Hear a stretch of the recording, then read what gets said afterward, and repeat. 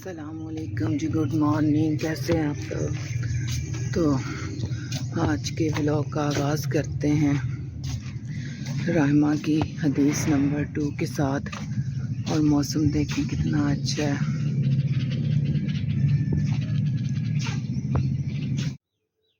हदीस नंबर 2 दुरूद शरीफ की फजीलत। क़ाल नबी सल्लल्लाहु अलैहि वसल्लम मन सल्ला अलैया वाहिदतन सल्लल्लाहु अलैहि अशरा। फरमाया नबी करीम सल्लल्लाहु अलैहि वालिहि वसल्लम ने, जो शख्स मुझ पर एक रहमत भेजता है, अल्लाह जल्ला शान उस पर अपनी 10 रहमत भेजता है। माशाल्लाह से जी, रहमा ने व्लॉग का आगाज़ हदीस नंबर 2 से शुरू किया और रसूल पाक सल्लल्लाहु अलैहि वसल्लम के दरूद पाक से शुरू किया। ये बात तो हम सब भी जानते हैं, लेकिन बच्चों के मुंह से ऐसी छोटी छोटी बातें सीखें तो कितनी अच्छी बात है कि अल्लाह ताला ने फरमाया है, जो मुझ पर एक दफ़ा दरूद भेजेगा, रसूल पाक सल्लल्लाहु अलैहि वसल्लम ने फरमाया है, जो मुझ पर एक दफ़ा दरूद भेजेगा मैं उस पर 10 रहमतें नाज़िल फरमाऊँगा। सुबहान अल्लाह जी, माशाल्लाह। तो कितना मज़ा आता है जी, इस तरह की छोटी छोटी बातें अगर हम सीखें और बाकी बहन भाई भी हमारे से सीखें। आम रूटीन, डेली रूटीन, घर के काम, ये तो एक ना, इस कामों में तो हम फंस चुके हैं। ये तो करने ही करने हैं। छुटकारा उनके बगैर भी नहीं है, लेकिन छुटकारा दीन के बगैर भी नहीं है। दीन ने आगे जाना है हमारे साथ, हमारे लिए रास्ते बनाने हैं, मंजिलें आसान करनी है, और काम तो पीछे रह जाने हैं। काम तो अभी ख़त्म हो जाना है। जिस तरह काम कहते हैं ख़त्म हो जाना है, इस तरह इंसान ने भी अभी ख़त्म हो जाना है। इंसान का तो अब पल का पता नहीं है।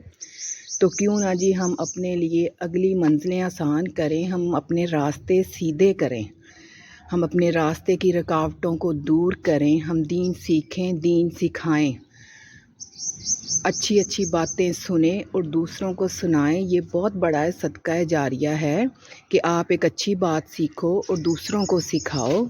जैसे कल वाली हदीस में रहमा ने कहा था कि सबसे बेहतरीन शख्स वो है जो कुरान सीखे और दूसरों को सिखाए। तो चाहे वो एक छोटी सी आयत क्यों ना हो, चाहे एक छोटा सा लफ्ज़ क्यों ना हो, कोई अच्छी बात क्यों ना हो, आप सीखें और दूसरों को सुनाएं। तो जहाँ तक जी मेरे बहन भाई मेरी आवाज़ सुन रहे हैं, मुझे देख रहे हैं, तो आप सब पे अल्लाह ताला अपनी रहमतें निशावर करे और आप सब को दीन के रास्ते पे चलाए। नमाज की पाबंदी किया करें। इंशाअल्लाह अगर आप एक नमाज दिल से खलूस से पढ़ेंगे, दूसरी नमाज आपको ख़ुद बुलाएगी। अज़ान बाद में होगी, आप अज़ान का वेट करेंगे।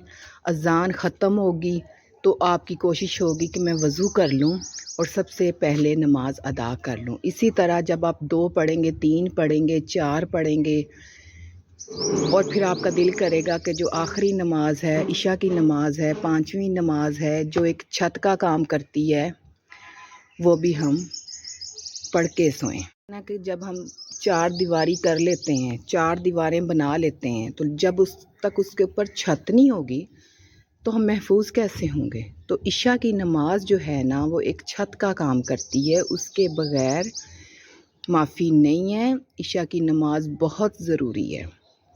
इशा की नमाज आपकी सारी नमाज़ों को अपनी तहवील में ले लेती है और आपको एक पूरा जो है, आपकी नमाज़ें पूरी हो जाती हैं। और माशाल्लाह से अल्हम्दुलिल्लाह कह के तो फिर आप सो जाया करेंगे, हमने आज सारा दिन 5 नमाज़ें अदा कर ली। तो चलें जी, अब करते हैं रूटीन के काम। ये हमारे गांव की गलियां, मैं जा रही हूँ दूध लेने, तो साथ में मोबाइल ले आई। मैंने कहा चलें आपको थोड़े से खेत दिखाती हूँ, जिस साइड में मैं एक लंबा ट्रैक बना हुआ है, उस पर वॉक करके तो फिर मैं दूध लेके घर आ जाऊँगी।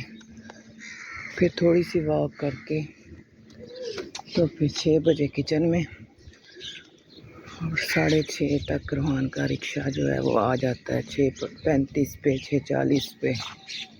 कितनी प्यारी माशाल्लाह से सुबह सुबह हवा चल रही है, और शुक्र है इस टाइम इधर कोई होता नहीं है, नहीं तो कोई गांव के लोग तो वैसे देख के तो हैरान हो जाएं कि पता नहीं क्यों वीडियो बन रही है, कोई कहीं छापा मारने वाले तो नहीं आ गए, कुछ ये ऐसा वैसा।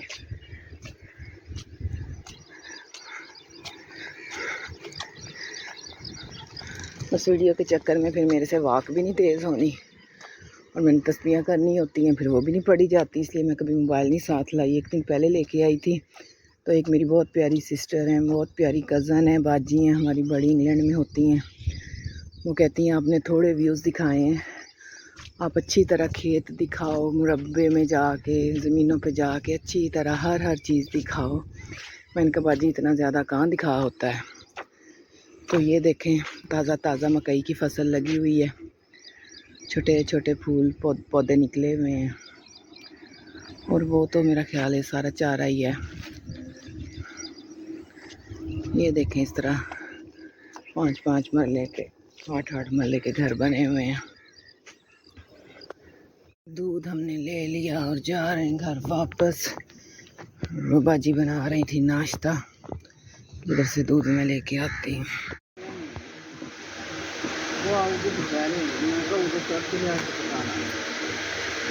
यहाँ पर जी हो चुका है शाम का टाइम। पता नहीं मेरे काम नहीं ख़त्म होते, क्या वजह है। आप लोगों के साथ भी ऐसा है, काम से काम निकल आते हैं। शाम को 3:30 में उठ जाती हूँ, ज़ोहर पढ़ के सोई हूँ 2 बजे के बाद। फिर 2:30 बजे आँख खुली तो रोहान मोबाइल देख रहा था, उसने मोबाइल पकड़ा, उसको सुलाया, तो मैं पूरे 3:30 उठ के बाहर आ गई हूँ, और ये टाइम हो गया है जी। तो काम से काम निकलते ही आते हैं। ये देखें, अब आपको नज़र आ रहे होंगे ये जानवर, इसको सुसरी कहते हैं। और मैंने ना थोड़ा सा चावलों का टोटा लेके रखा हुआ था, इसकी खीर भी बन जाती है। और ये बिल्कुल ना हाफ है, बहुत ज़्यादा छोटा कचरा नहीं था, तो मैं पका भी लेती हूँ। और आज मेरा इरादा है चने पका रही हूँ वाइट, तो मैंने कहा साथ आज मैं ये पका लेती हूँ। दूसरे चावल लिए हुए ना साबत, तो उसके अंदर गोलियाँ रख दी थी, थोड़े से निकाल लिए थे, तो उसमें भी बहुत ज़्यादा लगी हुई थी। तो मैंने कहा चले इसमें से पकाती हूँ। अक्सर इसमें से पका लेते हैं, बड़े अच्छे पक जाते हैं। थोड़े से रह गए, ये भी 25-26 किलो लिए थे, तो थोड़े से रह गए। तो एक दिन पहले मैंने इनकी ये हालत देखी थी, तो मैंने कहा इनको ना मैं करूँगी कुछ। तो अब मैंने चने रखे ऊपर, वो भी बाहर मैंने आग जला के रखे, क्योंकि चने मेरे पास उबले हुए नहीं हैं, वो मैं कल उबालूँगी। किलो चने जो उबाल के मैं पैकेट बना के रखूँगी। तो फिर मैंने उतने ही जितने पकाने थे सारा कुछ डाल के तो कुकर चला दिए। तो फिर चावल निकाले, इस देचके में डाल के रखे हुए थे, पहले किसी और चीज़ में थे, फिर शिफ्ट कर दी जाती है चीज़ वो खाली करने के लिए, तो इसमें रखे हुए थे। तो बहुत इनका बुरा हाल था, और इसको कहते हैं छज। अब मैंने वो उधर बैठ के टूटी पास अच्छी तरह इसको छज से अड़ाया है, काफ़ी सारी उड़ गई है, लेकिन ये देखें तो सही इसकी हालत। जब इसको धोते हैं तो फिर पानी बहुत ज़ाया होता है, तो मैंने कहा था चलें इस तरह निकल जाएगी। अब मैंने इधर थोड़ी देर के लिए रख दिए। कोई इनका हल आप लोगों के पास है तो मुझे बता दें, मेरा तो दिल कर रहा है कोई स्प्रे कर दूं इसके ऊपर। आटे में इतनी ज़्यादा चढ़ती थी, इसलिए पिछली दफ़ा जो है ना मैंने सिर्फ 10 किलो आटा पिसवाया, तो वो फिर जल्दी ख़त्म हो गया, 15-16 दिनों में वो ख़त्म हो गया। और आज आटा मंगवाया है तो जैद कह रहा था कि आंटी 25 किलो है। तो अब मुझे इतना डर लग रहा है कि इतना अच्छा साफ़ सुथरा दाने धुलवा के तो करवाए जाते हैं, तो कहीं ऐसा ना हो कि उनमें फिर लग जाए, फिर 2-3 दफ़ा छानना पड़ता है। तो ये देखें, आज मैंने बाहर आग जला के तो रख दी थी, अच्छी तरह तसल्ली से गल जाएंगे। तो फिर इनको खोल के तो भून के तो फिर साथ चावल बना लेंगे वाइट। ये देखें, छोटा शहज़ादा मैंगो ले आया है। घर में पड़ी हो सही चीज़ और पसंद की हो, लेकिन तो देखें अब ये बैठ के कह रहे मैंने खुद ही काटना है। ऐसे नहीं काटो ना, ऐसे कैसे खाओगे फिर? पता नहीं अब इसने किस तरीके से काटना है। और ये देखें माशाल्लाह से जी नींबू का पौधा। और ये देखें जी इतने सारे नींबू जो थे ना, काफ़ी दिनों से मैं सोच रही थी कि नींबू तोड़ती हूँ, लेकिन बस ऐसे ही मुझे था कि मैं इमरान को कहूँगी, लेकिन इमरान को भी कहने का याद नहीं रहता था। तो आज फिर मैंने तोड़ ही लिए। अभी और भी होंगे अंदर अंदर। तो अपने घर की चीज़ जब मौसम और चीज़ आपके दरख्तों पे पौधों पे लगी हो तो कितना मज़ा आता है, कितनी खुशी होती है। और ये तो नींबू लगा भी अम्मी के हाथों का है। अभी अंदर 1-2 नींबू और हैं, मुझे नज़र आ रहे हैं। ये देखें किधर गया, ये भी नींबू तोड़ने वाला है।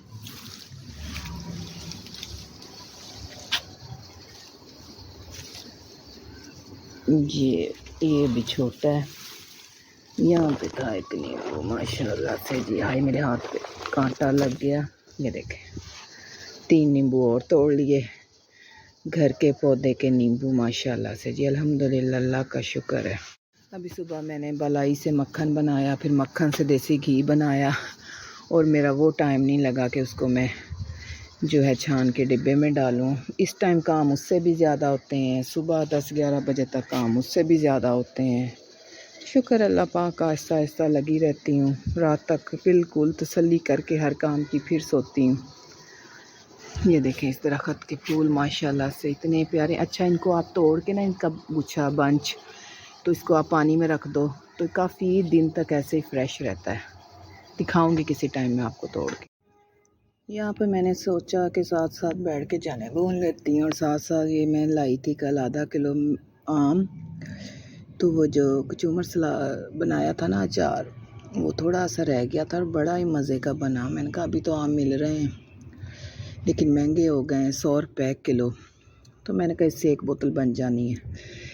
तो साथ ये सलाद के लिए प्याज ले आई हूँ, साथ वो ये ऑयल है सालन भूनने के लिए।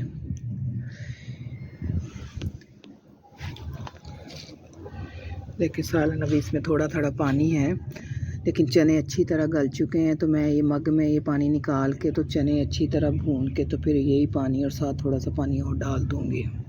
ये देखें जी हमारे चने, वाइट राइस, सलाद, हर चीज़ हो गई तैयार।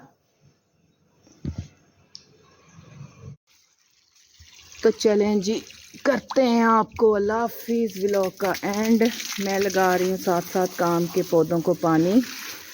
तीन के दिन निकल ही जाते हैं, अब ज़मीन में नमी रहती है। तो आधा काम कर लिया था तो फिर साथ मैंने पाइप लगा दिया। उनका चलो अच्छी तरह जो है ना क्यारियाँ भर जाएं। पौधों के सरसब्ज रहने की वजह ये भी होती है कि आप इनके साथ खुश हो के जो है ना पानी दें, इनकी सफाई करें। हालांकि हमारे घर में माली आता है, 10 दिन बाद भी आ जाता है, कभी हफ्ते बाद भी आ जाता है, और उसने जितना करना होता है वो कर जाता है, और उसके बाद मैं लगी रहती हूँ डेली। कहीं पे क्यारियों में गंद पड़ा है वो निकालना है, क्यारियों की गोडी शुरू कर देनी है, ज़मीन को नरम करते रहना है, पौधों में पानी शानी, गमलों में थोड़ा बहुत 2 टाइम डालते रहना है, इनकी सफाई करते रहना है। तो माशाल्लाह से सारे पौधे फ्रेश हरे भरे, नींबू का पौधा भी बहुत भरा हुआ है। तो ये भी आपकी फैमिली बन जाते हैं। आप इनकी भी अगर आप अपने बच्चों की तरह केयर करें तो ये भी बहुत खुश होते हैं, दुआएं देंगे आपको जी। ये भी जिम्मेदारियां हैं ना, जितनी मर्ज़ी आप बढ़ा लें, और मेरी तो हर तरह ही बढ़ी हुई हैं माशाल्लाह से। चलें जी, अल्लाह हाफिज़।